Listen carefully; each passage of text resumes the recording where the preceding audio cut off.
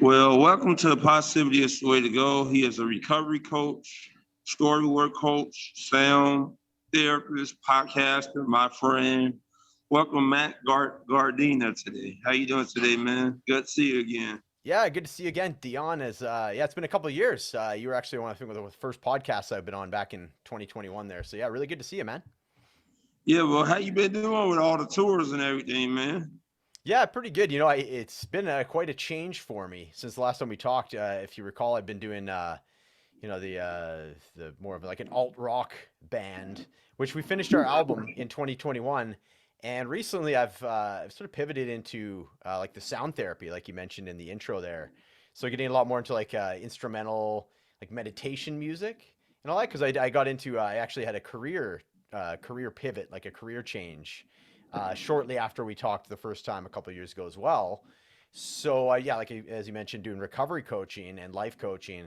So I found the like sound therapy and like meditation music and guided breath work tracks, guided meditations that I've been doing have worked really well with the coaching that I've been doing. So very different music than what I've been previously doing. Much more of the previous band or the band that I'm still playing in. I should mention that, which was much more of like the '90s grunge. Neil Young, a little bit of Neil Young sort of flavor to it. So very drastically different music that we're playing or that I'm playing these days. So the latest news that I have for you is I just released a soundtrack for a book. Actually, a client slash friend of mine just released her first book called The Moment You're In. It's Caitlin Micah. So shout out to her and shout out to her book. It's available on Amazon. And so basically, the idea is for each chapter of the book, there is a song that's associated with the same title. So when you're reading the book, there's sort of sound therapy meditation music that you can listen to while you're reading the book. So and of course the music is corresponds with the chapter and the content of the chapter. So and the other thing is like as far as factoring in reading speeds, because obviously there's speed readers, there's readers like me. I'm a lot slower and more methodical with my reading. So we do account for that as well. So each song is about 33 minutes long. So gives you ample time to read through the chapter. And if you get through the chapter before the 33 minutes are complete, you can skip to the next song. So yeah, pretty proud of that. Actually, it turned out we're really happy with it. So that came out last month, and I guess we're in August now. So 2 months ago, it was in June 21st that came out. So yeah, so that's been what's going on with the music in the last little bit. Like you say, a lot more of the sound therapy stuff, and then yeah, the soundtrack, which is The Moment You're In, and that will be under Matt W. Gardner. You can find that on any streaming platform. My website is mattwgardner at bandcamp.com. You seem like you got a lot going on, man. That's a lot of stuff that you. Yeah. Yeah, it's been too long. Yeah, man. Yeah, it's been a while for sure. Yeah. Yeah, so definitely like yeah, it's you caught me right at the beginning of where I was taking like a leave of absence, Oh, sabbatical okay. sabbatical for my previous job. You And you gonna go? You gonna do the darkness retreat like that? Aaron Rodgers quarterback guy, right? yeah, I'm not sure. Yeah, yeah, I'm not sure who that is. Um, Uh, but he yeah. he he he play in the NFL. He played for Oh, the Jets now. You watch sports, right? I watch hockey because I'm Canadian. I watch like Yeah, playoff hockey. the Maple Watch some Leaf. baseball. You Yeah, I watch the watch Maple Leaf and Blue Jays. yeah, Blue Jays for sure. Yeah, I'm a big baseball fan. So especially from I grew up with like the 92, 93 Blue Jays where they were in the back-to-back World Series. So that was my team, growing up. Yeah, So yeah, still a big Blue Jays fan. You're still in Chicago, right? yeah. Yeah, right on. Yeah. Are you a big hockey fan? You guys got like the number one draft choice there. Well, yeah, they haven't been good though. They in rebuilding mode. Yeah, yeah, you have to, but you got quite the player coming there. Connor Bedard. I'm not sure. I think that's his last name, Bedard. Yeah, Yeah, Bedard. Bedard. Is that how it is? Bedard. Yeah, from Yeah. North They Vancouver. not going anywhere. They in rebuilding. They trade away their key players and everything. Yeah, right. Blackhawks. So they're not going nowhere anytime soon. Starting from scratch again, right? Yeah, but what do you think about the Blue Jays this season, man? Yeah, pretty good. Like you see them, I don't know, man. They get a little inconsistent, don't they? They still got a really good record. They got a shot at wild card. It always seems like they're the wild card team, right? I mean, that division is one of the toughest divisions in baseball, if not the toughest. Curious this year though, right? The Yankees and the Red Sox are the two like bottom, the two cellar dwellers, so to speak, for that. And it's like Baltimore is number one right now. So yeah, I could see the Yeah, Blue Jays getting the wild card for sure. I love them. I think it's a great team. Like I love the characters on there. Man, Blue Jays still to me was like, yeah, 2015, the whole the yeah. bat flip and all that. That was 2015, 2016 Blue Jays is great. Yeah, they still got a great team though. So what's your thoughts on them? Well, I don't think any of those teams out the AL East coming out the to the World Series. I think Houston is the favorite because they just got the Verlander to do. Yeah, man. Until anybody beat Houston, then I don't think nobody gonna come out the AL.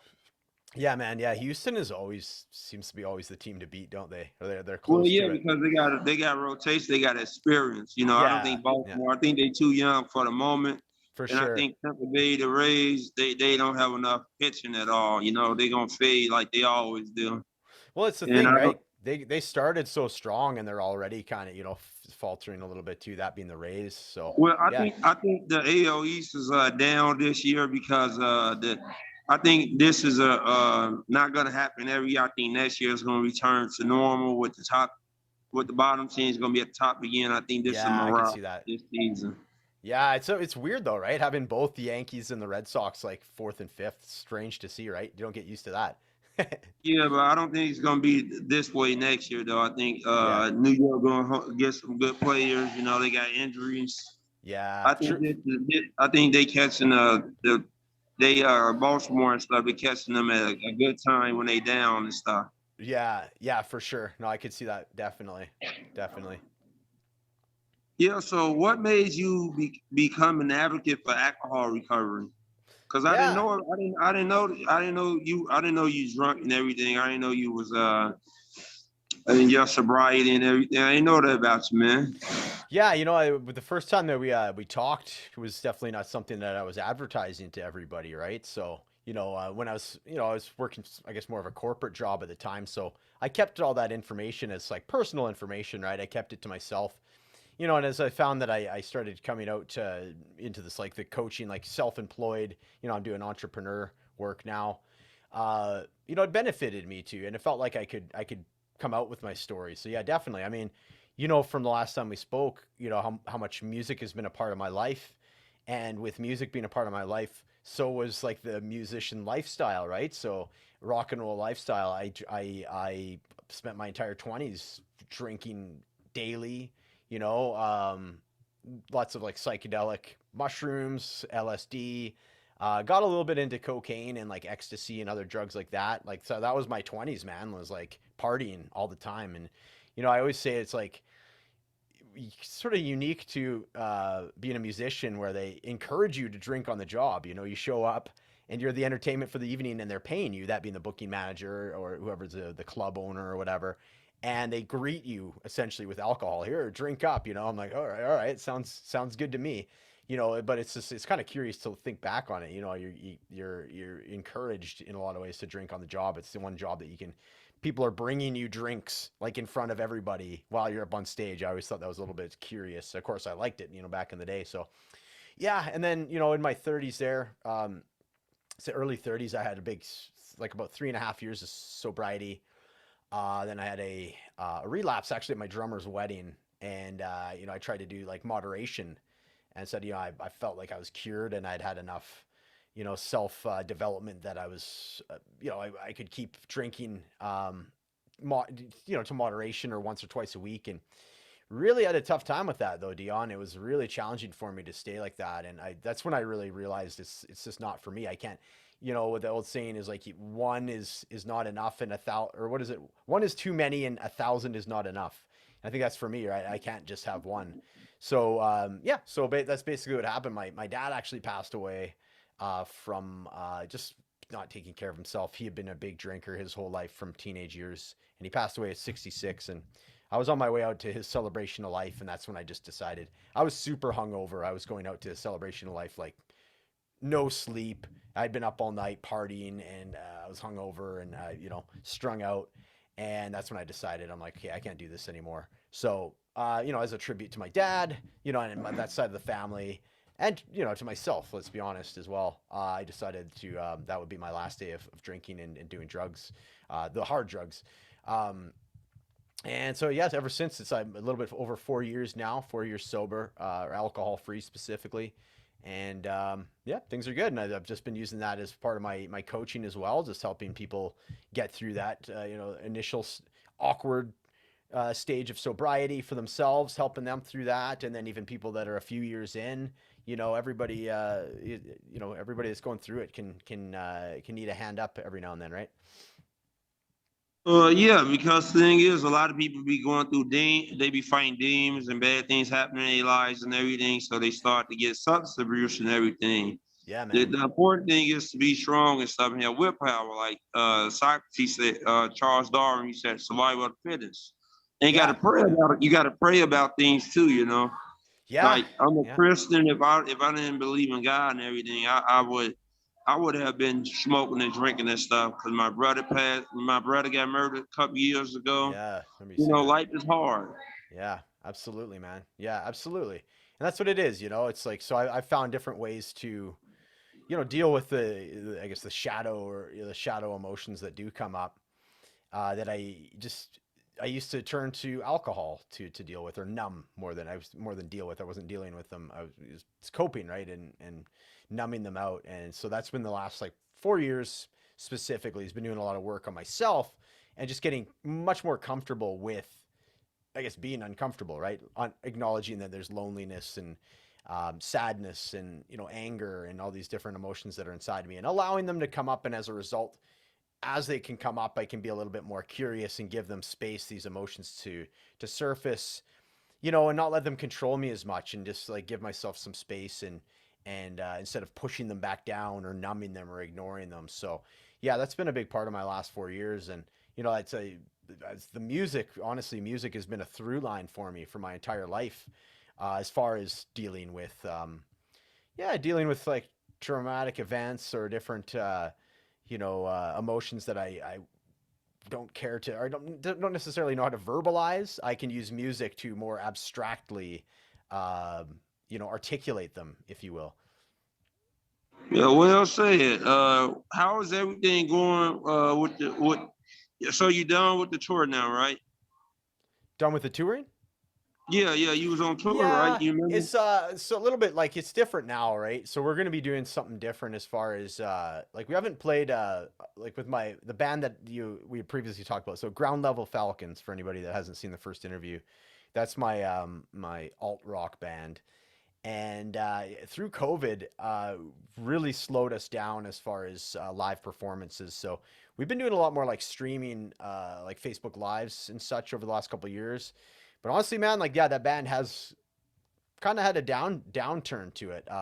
Just young families in the band now. The drummer Brendan has three young kids, beautiful young girl just born last year, so he's got a lot of time with his family. Greg has a 5-year-old daughter now, the bass player. So yeah, we're finding that going out and traveling has been basically put on hold. I think that had a lot to do with being in COVID as well, right? The whole pandemic. So what I'm looking at doing though is like doing a lot more of a sort of a different touring, more so with like I don't know if you've ever seen like those sound bowls. I have a lady that that's in my coaching community that does like those sound bowls, like you can kind of do like the whoo kind of sounds like that, right? Like those really healing tones. So and then I play music over top of that. So we're doing different ways of getting out to people.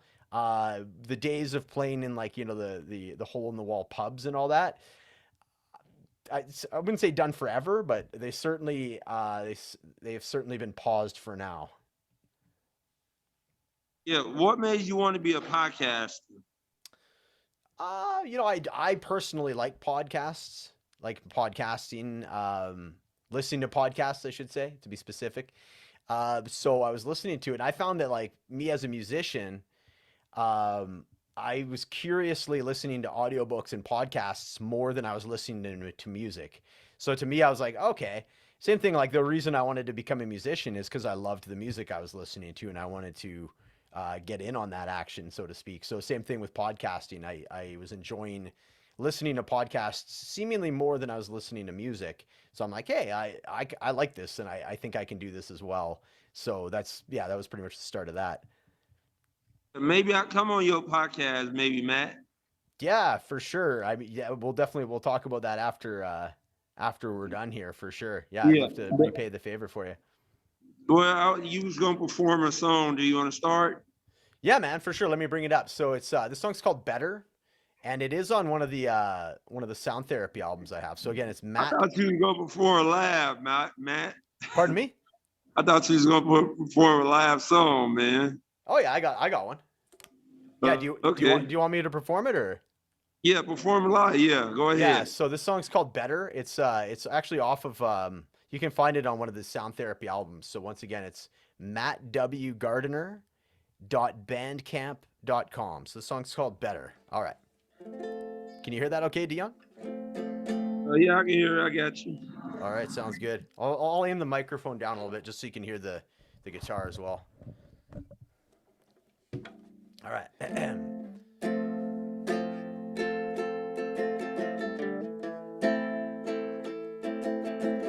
I guess I maybe might hope to sort of think I'll try, possibly one day, but not today. I guess I maybe might hope to sort of think I'll try, possibly one day, but not today. It's a spell, yeah. It's a spell, yeah.